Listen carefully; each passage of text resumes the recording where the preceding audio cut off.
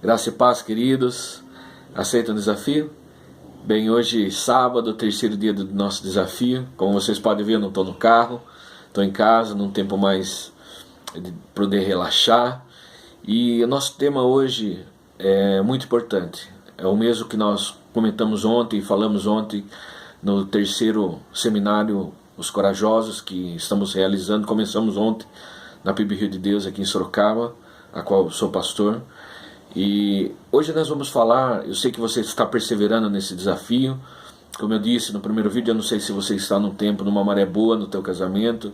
Se assim está, fico feliz por saber disso, ou por calcular isso, acreditar nisso. Mas se você está passando por um tempo difícil, eu quero dizer para você perseverar, que você continue firme nesse propósito. Mas hoje, antes de até mesmo falar a respeito do nosso desafio, eu gostaria de ler alguns textos, falar com vocês um pouco. Primeiro eu gostaria de ler Romanos, até gostaria que você meditasse depois nesse texto. Romanos 12:10, diz assim: dediquem-se uns aos outros com amor fraternal, prefiram dar honra aos outros mais do que a si próprio. Querido, o egoísmo e o amor, eles são permanentemente opositores, são oposição entre um e outro.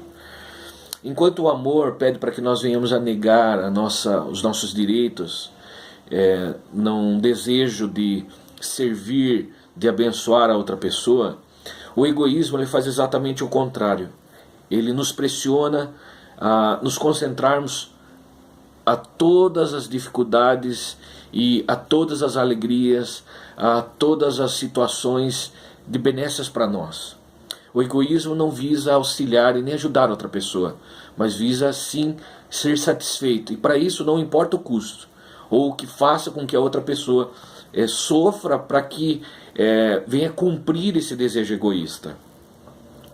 E infelizmente, por desgraça, vivemos em um mundo que ela é presa de si mesmo, ela vive escravizada de si mesmo, né?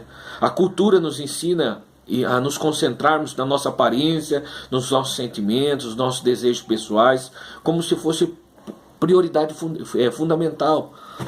Isso está incutido.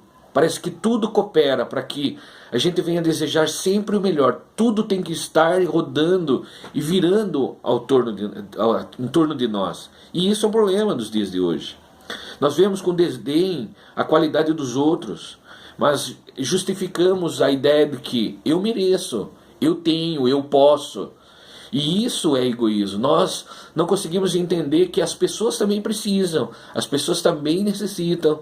E nós não conseguimos entender isso. Nós olhamos somente para nós, olhamos para aquilo que nós queremos, aquilo que nos satisfaz. E isso, de uma maneira lamentável, nós trazemos esse egoísmo arraigado dentro de nós desde crianças. Né? Você pode olhar no comportamento de uma criança. É óbvio que existem exceções, existem pais que orientam e instruem seus filhos, mas nós vemos isso nas crianças. Muitas vezes as crianças, se não conversar, a tendência natural de uma criança é o egoísmo. Por isso que um pai conversa, orienta, fala algumas vezes: olha, não partilhar o brinquedo. Então esse estado egoísta do homem começa desde muito cedo. Ele começa a olhar dessa forma. E quando chega na vida adulta, continua do mesmo modo, sendo egoísta dentro de uma empresa, numa escola, olhando para ele como se ele fosse o centro das atenções, como se as pessoas precisassem servi-lo. Então isso é um problema. Todo mundo está para servi-lo. E infelizmente, baseado nesse texto mesmo, nós até mesmo nos vangloriar de fazer alguma coisa, de uma forma com alarde, mostrando para todo mundo, isso também é egoísmo. Aborrecer-se com facilidade, né? Quando a gente se aborrece com as pessoas facilmente, a gente está, qualquer motivo é motivo de a gente se aborrecer com as pessoas. Na realidade isso é um egoísmo que está incubado dentro de nós, que precisa ser liberado, precisa ser jogado para fora. E isso é um problema muito sério.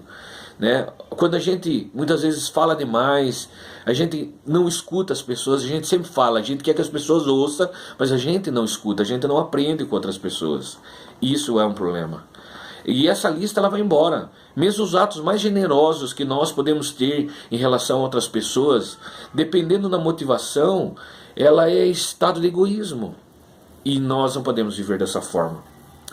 Porém, como diz em 1 Coríntios 3, verso 5, diz assim: o amor não busca os seus interesses. E nós precisamos compreender isso. A beleza disso é que nós encontrarmos a satisfação e o bem-estar nas pessoas. Pessoas amorosas, em casamentos cheios de amor, estão decididas a baixar a cabeça e cuidar do outro ser humano e compartilhar a sua vida, andar junto. Elas não querem simplesmente algo para ela quer abençoar, ela quer facilitar a vida das pessoas. Ela não vê seu próprio interesse, ela vê o interesse dos outros. E isso é algo importante que nós precisamos entender, lançar fora todo estado de egoísmo. Nós precisamos entender que quanto mais nós aprendemos a resistir à natureza egoísta, mais forte e amoroso e feliz será o nosso casamento. Quanto mais a gente aprende a amar sem esperar muito em troca, mais a gente se torna feliz. Pois Filipenses capítulo 2, verso 3 diz assim: nada façais por ambição egoísta ou por vaidade, mas humildemente considere os outros superiores a si mesmo. E aqui vai o desafio de hoje. Além de evitar os comentários negativos, como nós temos falado nos outros vídeos, compre para o seu cônjuge alguma coisa e o surpreenda. E surpreenda ele entregando algo e dando a conotação e mostrando que em algum momento você estava esperando, estava pensando nele. Por isso você comprou esse presente. Que Deus te abençoe. Nós nos vemos no quarto dia, no dia de amanhã, no domingo. Mas coloque em prática isso e você vai ver que Deus vai trazer um novo sentido para o teu casamento. Que Deus abençoe e tenha um dia abençoado.